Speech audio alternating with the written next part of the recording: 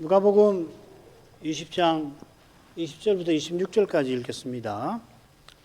이에 저희가 엿보다가 예수를 총독의 치리와 권세 아래 붙이려 하여 정탐들을 보내어 그들로 스스로 의인인 체하며 예수의 말을 책잡게 하니 그들이 물어 가로되 선생님이여 우리가 아노니 당신은 바로 말씀하시고 가르치시며 사람을 외모로 채치 아니하시고 오직 참으로서 하나님의 도를 가르치시나이다. 우리가 가이사에게 세를 바치는 것이 가하니까 불가하니까 하니 예수께서 그 관계를 아시고 가라사대 데나리온 하나를 내게 보이라. 네 화상과 글이 여기 있느냐? 대답하되 가이사의 것이니이다. 가라사대 그런즉 가이사의 것은 가이사에게 하나님의 것은 하나님께 바치라 하시니 저희가 백성 앞에서 그의 말을 능히 책 잡지 못하고 그의 대답을 기이 여겨 잠잠하니라.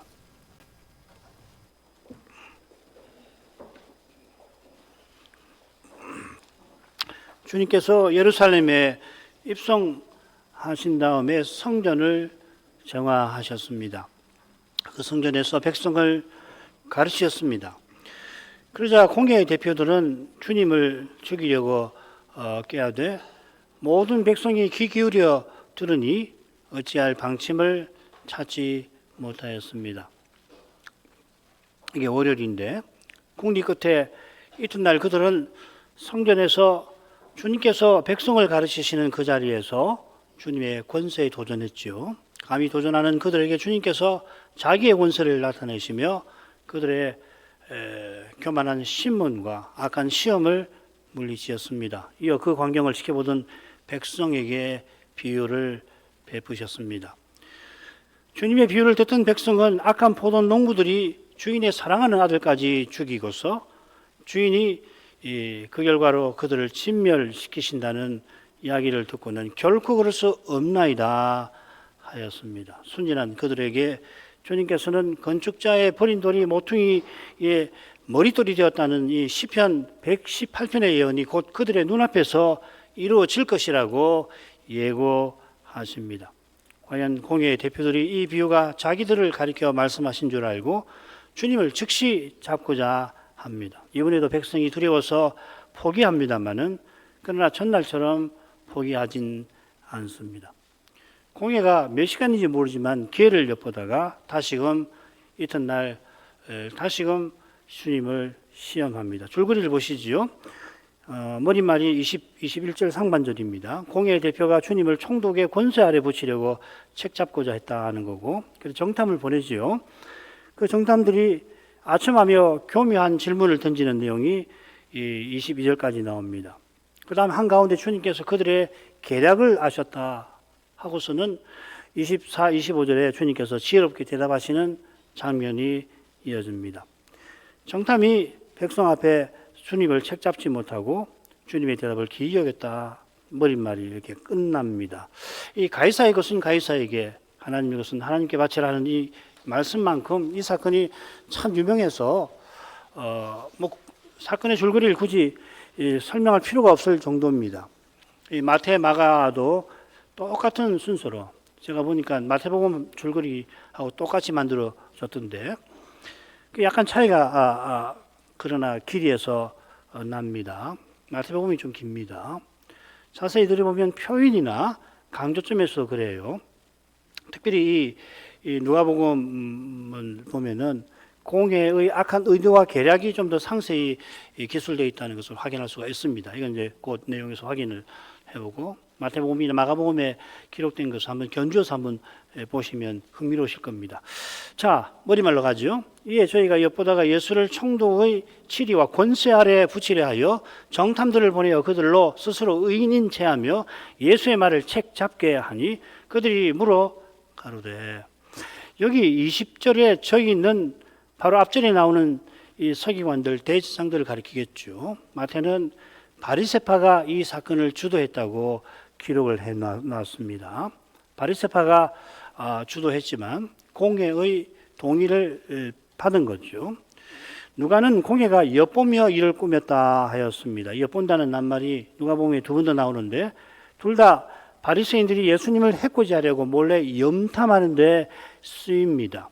여기도 공회가 주님을 죽이려고 기회를 엿봅니다. 방금 주님의 거룩한 권세를 감지하고서도 그래서 주님의 경고와 책망을 들었습니다마는 주님을 죽이려고 하는 욕망에 사로잡힌 나머지 그래서 이성 없는 짐승들 같은 처지에 신은 그보다 더 못한 처지에 추락을 한 겁니다. 화요일에 일어난 사건이 다른 날보다 유독 많이 기록이 되어 있습니다. 왜 그런가 잘 모르겠는데 아무든지 화요일에 사건이 유독 많은 것은 이 공회가 악한 욕망에 얼마나 휘둘렸는지를 보여줄 것입니다. 그들이 뭐에 쉰 것처럼 정말 뭐에 씌었지요. 악한 자의 괴계에 이끌려서 도무지 가만히 있지를 못하는 것처럼 보입니다. 그처럼 하나님께서 십자가를 위하여 그들이 그렇게 되게 하신 거죠. 강팍해 하신 것입니다. 그들이 정탐들을 보냈는데 이 정탐이란 말에는 무슨 뜻이 있냐면 숨어서 기다린다는 뜻이 있어요. 마치 맹수가 숨어서 먹잇감을 노리듯이 교묘한 말로 어떤 사람을 함정에 떨어지게 만드는 사람을 뜻합니다. 스파이라는 뜻도 있고요. 정탐이라는 뜻도 있고요. 마태는 바리새파가 자기 제자들을 보내어 그런 일을 했다 이렇게 기록을 했습니다. 공회가 기회를 엿보던 차에 바리새파가 나서서 우리가 한번 예수를 시험해서 넘어뜨려 보겠다 한 거겠죠. 이는 이 바리새파가 주도했다는 것을 어디서 확인할 수 있냐면은 정탐들이 스스로 의인 인체하는 데서 짐작이 됩니다. 우리말 성경은 공회가 정탐들더러 스스로 의인 인체 하게 한 것처럼 번역을 해놨습니다만은 번역이 그렇게 되어 있습니다. 실은 정탐들이 스스로 의인 인체하는 사람이라 이렇게 되어 있습니다. 원문은 그렇게 되어 있어요. 정탐은 마태의 기록대로 바리새파의 제자가 분명하지요. 누가복음에 스스로 의인 인체한다, 의롭다 한다. 심지어 자기를 믿고서 의인 인체한다, 의롭다 한다. 그런 표현이 누가복음에 이 바리새인들을 가리켜 전형적인 표현으로 나오고 있잖아요. 그리고 아울러 뭐뭐 인체한다 이렇게 새긴 낱말이 신약 성경 여기만 나오는데 이 동사에서 외식이라고 하는 말이 나옵니다.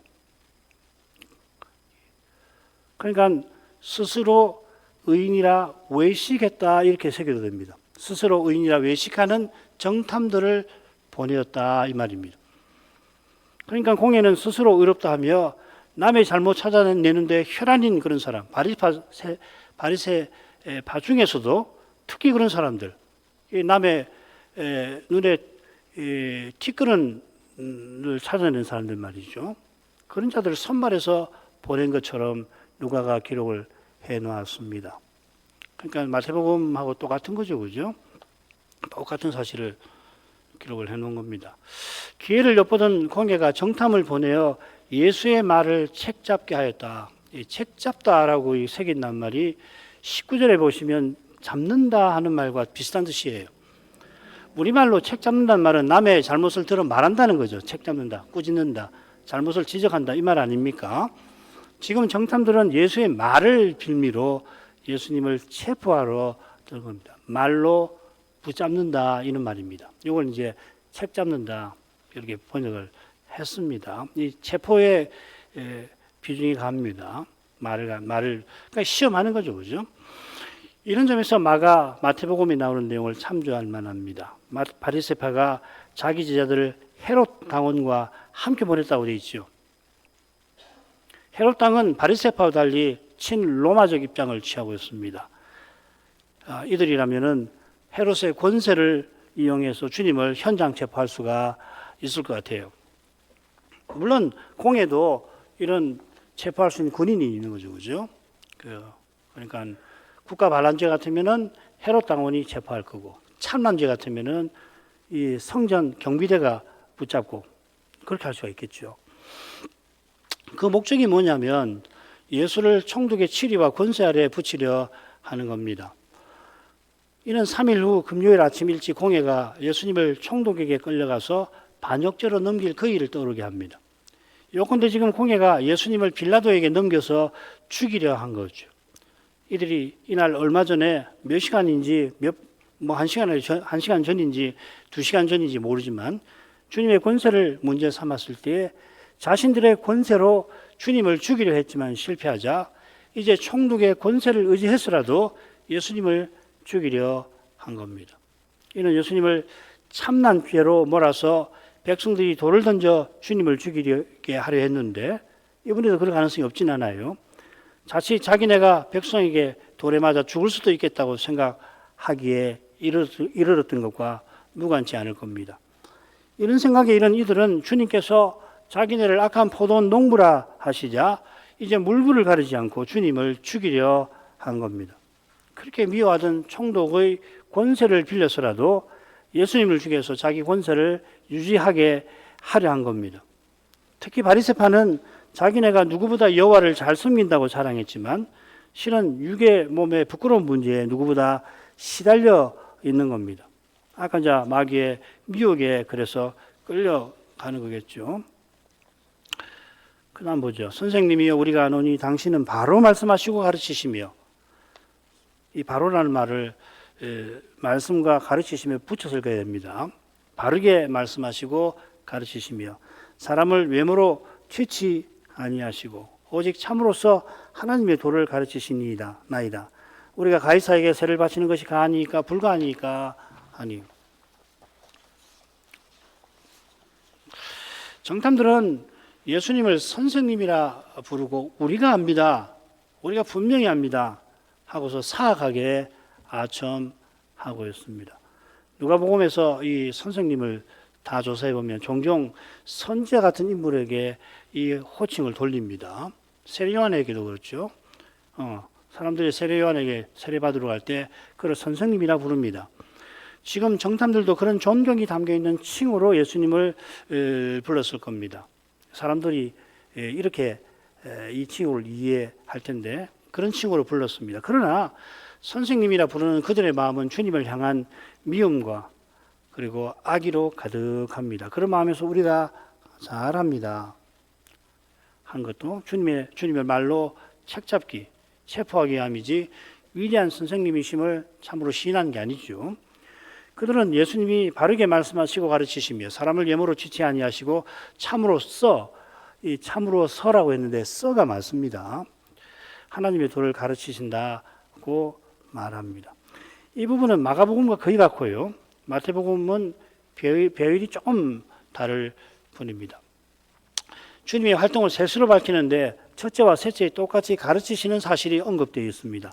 바르게 말씀하시고 가르치시는 것, 그건 참으로서 진리로서 하나님의 도를 가르치시는 것과 짝을 이루며 비슷한 내용을 담을 겁니다. 바로 말씀하신다, 또 참으로서 가르치신다고 정탐들이 말하지만 말하는 그들은 거짓을 말하고 굽게 말합니다. 하나님의 말씀을 조차 말하지 않으면 누구든지 거짓을 말하게 됩니다만 이들은 거짓의 아비를 조차 메시아를 죽이려고 거짓을 말합니다. 주님께서 바르게 말씀하신다 말하면서 실은 거짓을 말하는 겁니다. 이어 그들이 노리는 시험에 주님께서 걸려들게 하려는 것입니다. 주님께서 바르게 가르치신다 하고서는 주님께 올무를 치는 겁니다. 하나님께서 사람을 정직하게 지으셨지만 사람이 많은 꾀를 낸 것이라는 이 전도자의 통찰을 생각하게 합니다. 사람이 많은 꾀를 낸다는 것은 하나님의 뜻을 좇지 않고 사람의 뜻을 이루고자 하는 거죠. 지금 바리새파는 건축자들로서 메시아를 죽이려 하는 겁니다. 이들이야말로 사람을 외모로 취하는 자들입니다. 그런데 주님께서 외모로 사람을 취하지 아니하신다며 자기네도 그런 것처럼 속이고 있습니다. 그들이 백성을 의식해서 거창하게 로마 제국을 비난하고 있지만 제국의 위세에 눌려서 세금을 따박따박 냅니다. 이것이 사람을 외모로 취하는 태도가 딱 붙어 있는 거죠. 과연 그들은 비유에 나오는 바리새인의 기도처럼 자기네가 다른 이와 이들과 다른 것을 자랑합니다.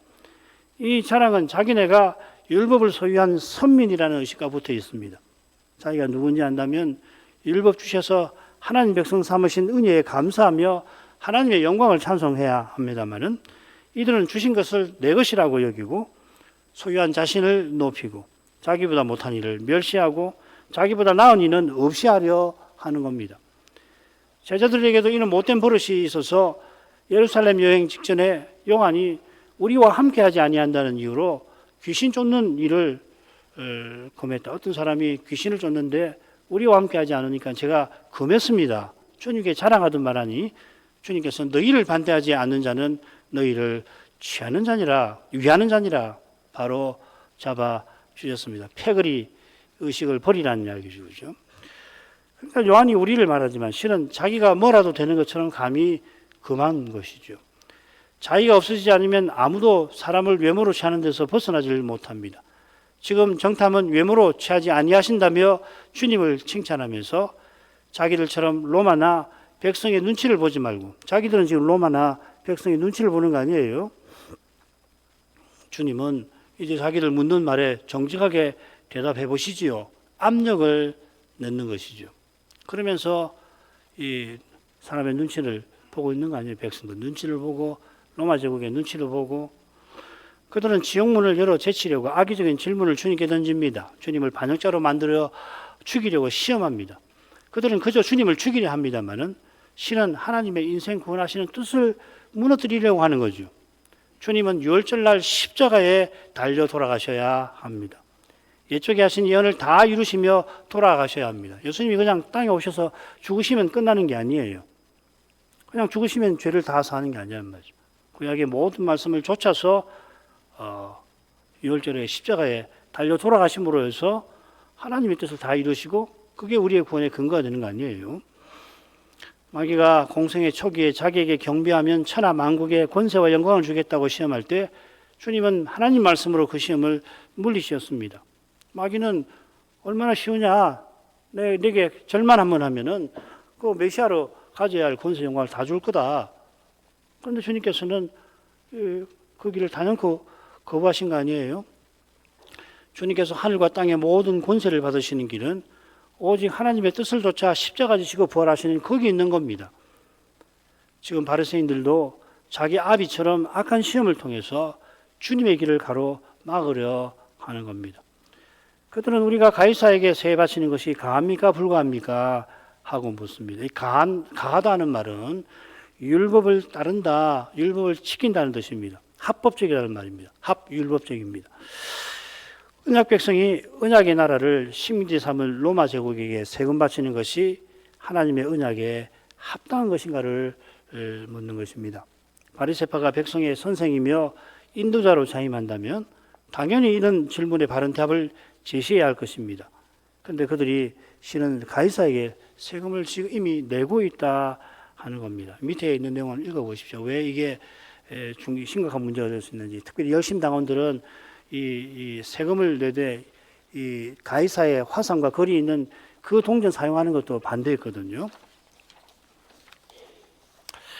세금 바치는 일에 관하여 주님의 교훈을 배워서 혹 잘못한 점이 있으면 바로잡을 생각은 전혀 없고 주님 하시는 말을 가지고서 주님을 체포할 생각이 그 마음에 가득합니다. 아마 주님께서 열심당처럼 세금 내지 말라고 말씀하실 것을 기대하거나 예상했을 것 같습니다. 그러면 헤롯 왕이 주도해서 주님을 체포할 겁니다. 반대로 만일 주님께서 세금을 내라고 하신다면 백성은 그 말에 실망할 것이고 그렇다면 백성의 여론이 뒤집어진 것을 이용해서 자기네가 주님을 체포할 수도 있겠죠. 그런데 전자의 방점이 가 있는 거예요. 총독의 권세 아래 두어서 주님을 죽이려고 가운데로 가죠. 예수께서 그 간계를 아시고 가라사대 주님이 그들의 간계를 잘 아셨습니다. 마태는 그들의 악함을 아셨다. 마가는 그들의 외식을 아셨다. 이렇게 기록을 했습니다. 그냥 셋이 같은 거죠. 그죠? 주님이 아신 것이니까 주님이 그들의 정체를 마태는 악함이라고 표현했고 마가는 위선이라고 외식이라고 표현했고 누가는 또 다르게 간계를 아셨다. 이 셋이 용어가 다르다고 해서 간계는 옳고 그 다음에 악함과 외식은 역사적 사실과 틀리다. 뭐 이런 이야기 한다면 얼마나 어리석은 사람입니까? 이런데 비평학자들이 이런 식으로 한단 말이죠. 악함은 그들의 압이 악한 자를 떠오르게 합니다. 같은 단말입니다. 포네로스. 예.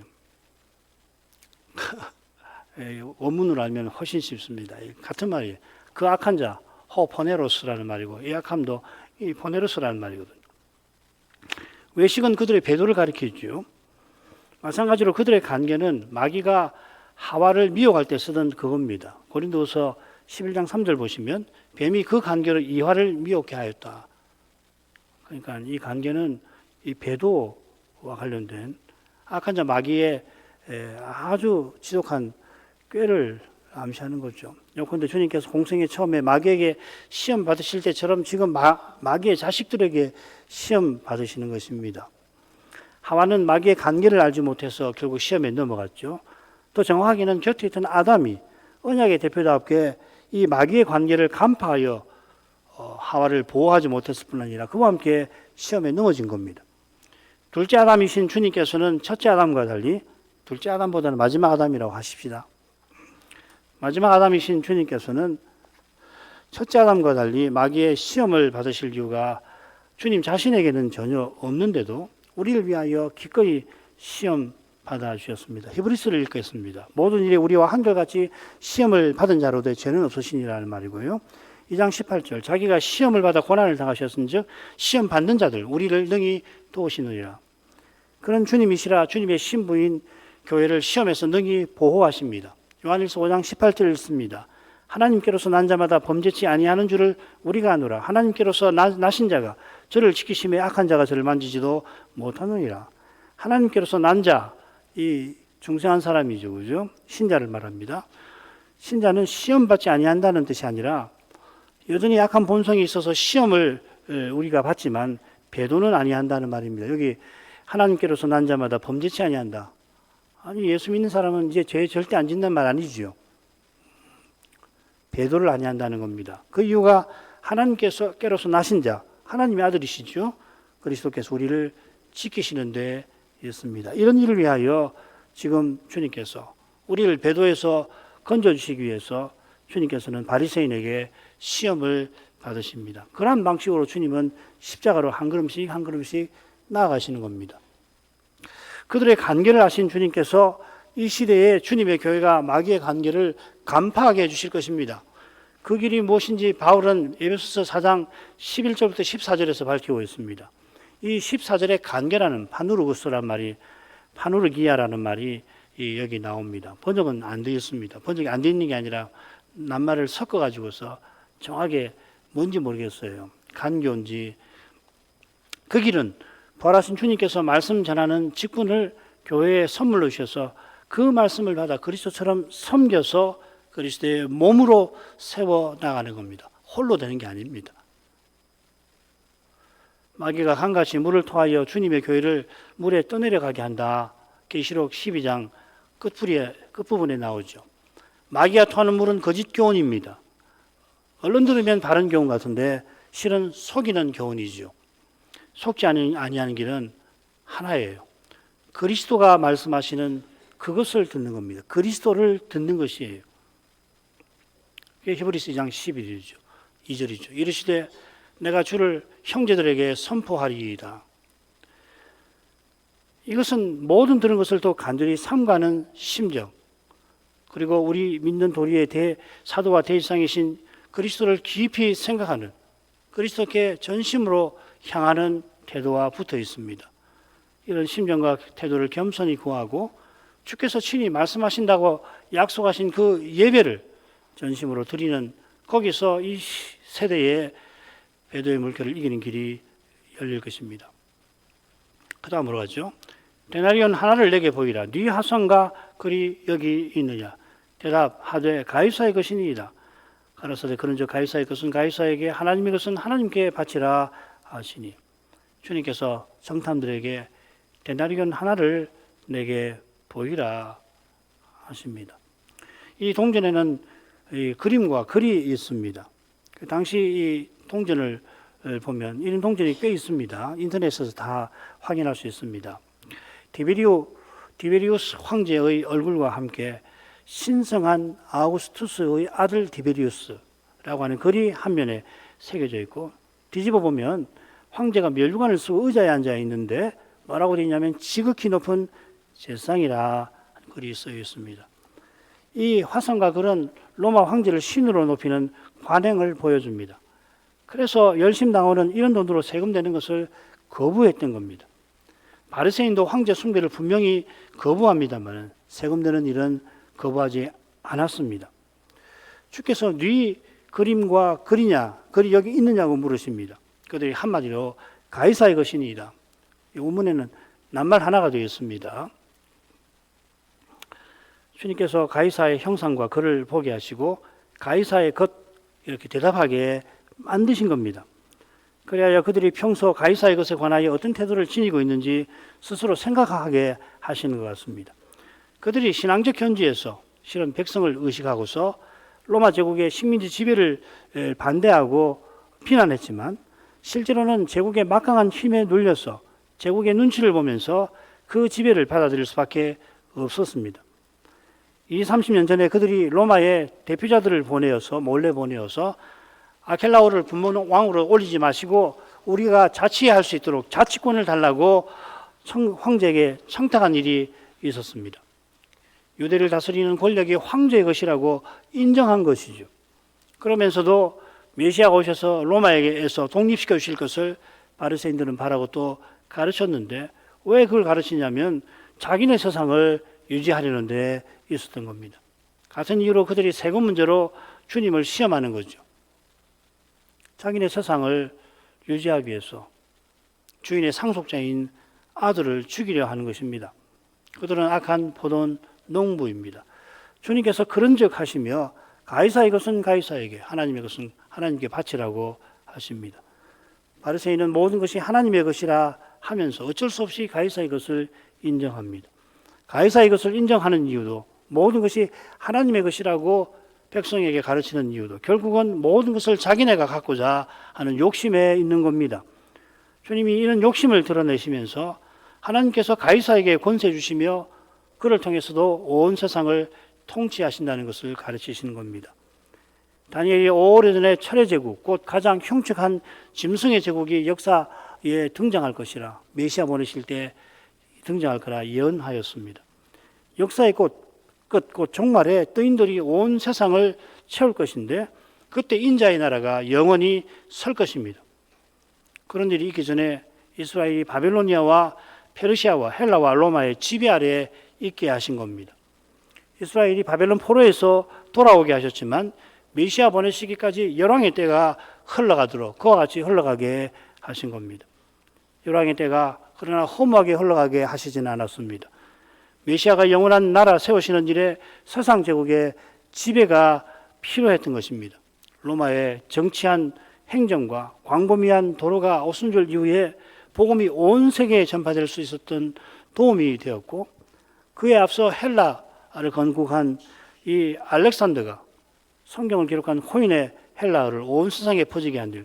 그래서 이제 이 알렉산더가 지배한 그 지역에서는 호인의 헬라어를 다 썼습니다. 오늘날 영어보다도 더 그 제국 안에 있는 사람들이 영어보다도 훨씬 더 자유롭게 썼습니다.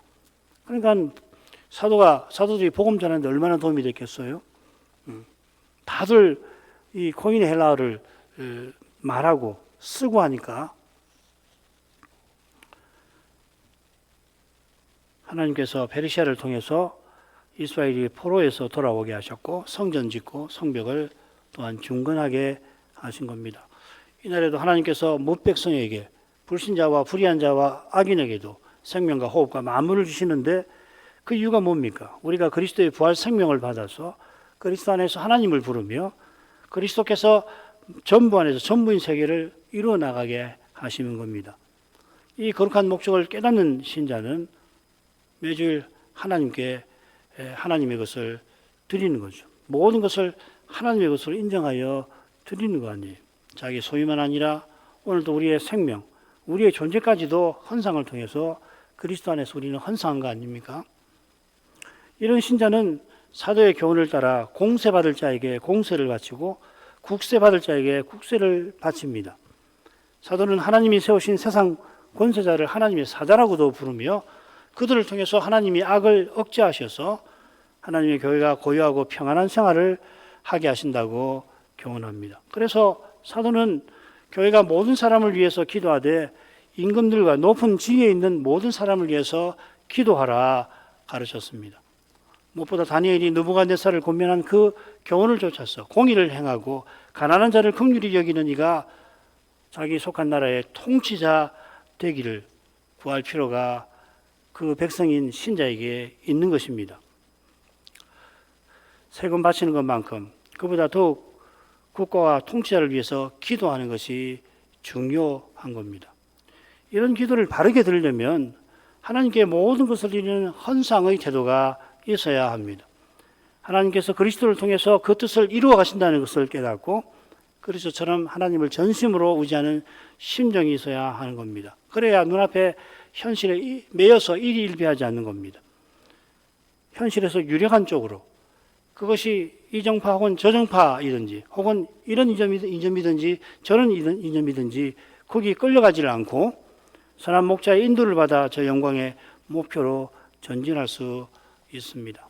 지금 우리가 좀 이런 상황이잖아요. 얼마나 지금 여기 있는 우리 교우들 대부분이 인생에서 한 번 혹은 두 번 겪을 만한 그런 큰 위기를 만났고 이것이 어떻게 되는가에 따라서 국가의 삶이, 국민의 삶이, 따라서 나의 삶이 큰 변동이 있을 거라고 하는 까닭에 우리가 어쩔 수 없이 지금 눈앞에 벌어진 이 정변에 관련된 여러 가지 일에 마음을 기울이고 많은 시간을 들이고 노심초사 할 수밖에 없는데요.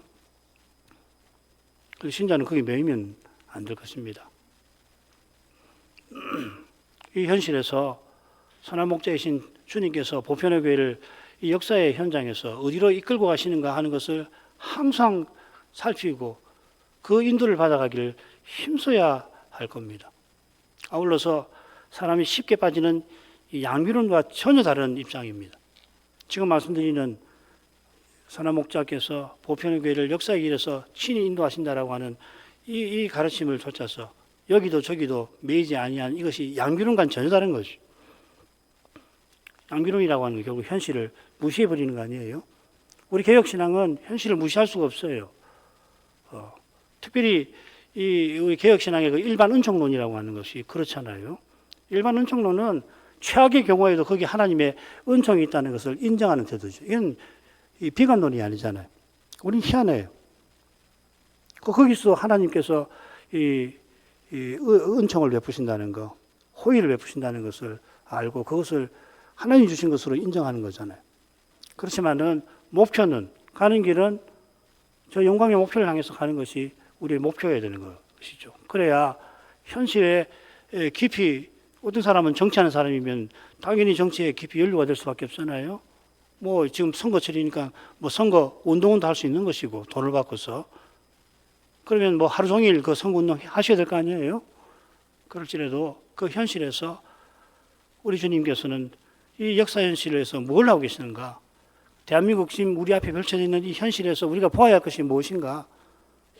저는 아주 분명한 것이 보여요. 노벨 문학상 받으신 그 양반의 입에서 나왔습니다. 죽은 자가 산자를 살린다는 이념이에요. 두고 보십시오. 이 말이 얼마나 강력한 힘을 발휘하는지. 정말 그런가? 그게 우리 기독교 신앙에 얼마나 심각한 도전이 될 수 있는지 그걸 볼 수 있어야 하는 거예요. 예수님이 죽은 자 가운데 사흘 만에 부활하셔서 하늘에 계셔서 지금 주님의 교회와 함께, 심지어 함께 고난을 받아주신다는 이 신비한 말이에요. 그 주님이 예배에서 친히 자기 형제들에게 아버지를 선포하시고 교회 중에서 아버지를 찬송하신다는 이 고백 말이에요. 이게 이 교회 고백이 죽은 자가 산 자를 살린다는 이 말에 비춰가지고 사람들이 뭐라고 그러겠습니까?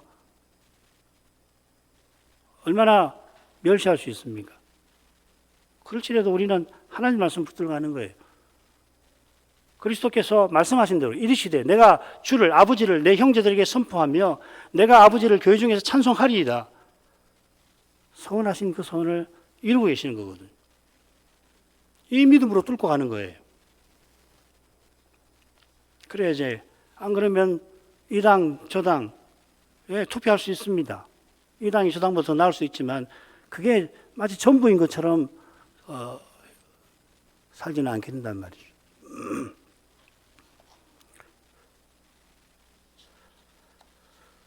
마지막으로 하죠. 저희가 백성 앞에서 그의 말을 능히 책잡지 못하고 그의 대답을 기이 여겨 잠잠하니라.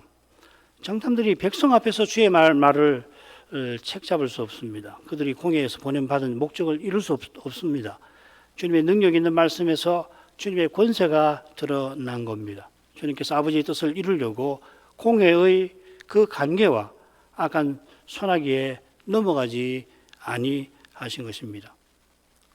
주님께서 지금 이 총독의 권세 아래 들어가서 돌아가시면 안 되잖아요. 게다가 그들이 주님의 대답을 기이 여기게 만드셨습니다. 놀라운 표적 행하실 때 사람들이 이런 반응을 보였습니다. 주님의 대답에 주님의 거룩한 영광이 드러난 겁니다. 그러자 시험하던 자들이 잠잠해졌습니다. 계속해서 오후에도 이어지는 시험을 살피도록 하죠. 기도하겠습니다.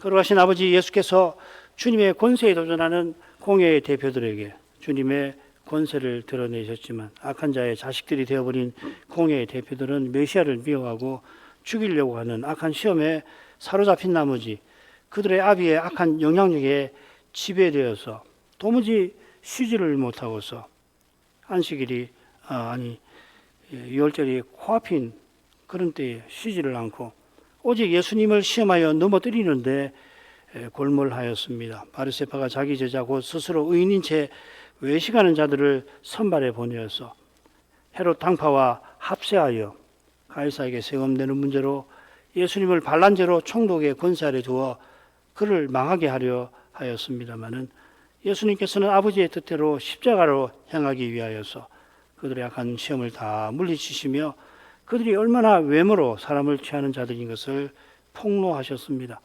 그들이 주님께 아첨하며 말하는 사람을 외모로 취하지 아니하는 그 길은 오직 그리스도를 본받는데 그리스도를 전심으로 믿고서 사람을 두려워하지 아니하는 데서 그 길이 열리는 것을 우리 마음에 새기게 해 주옵소서. 예수님 이름으로 기도합니다. 아멘.